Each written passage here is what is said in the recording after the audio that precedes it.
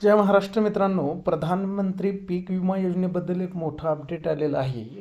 ज्यांनी अजूनही प्रधानमंत्री पीक विमा भरलेला नाही आहे त्यांना आता एक आनंदाची बातमी अशी आहे की आता या योजनेला मुदतवाढ देण्यात आलेली आहे महाराष्ट्र कृषी विभागाकडून.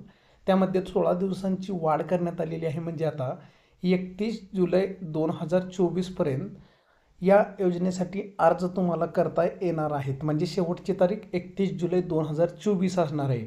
आणि पीक विम्यासाठी मुदतवाढ मिळाली असून उर्वरित शेतकरी बांधवांनी तात्काळ अर्ज करावा असं आवाहनसुद्धा कृषी विभागाकडून करण्यात आलेलं आहे.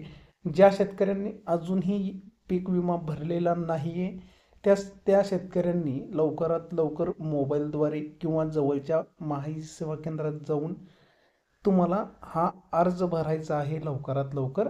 फक्त ₹1 हा विमा भरला जातो मित्रांनो. त्यासाठी पोर्टलसुद्धा आहे https://pmfby.gov.in या पोर्टलद्वारे तुम्हाला विमा भरता येणार आहे. लवकरात लवकर शेतकऱ्यांनी विमा भरून घ्यावा.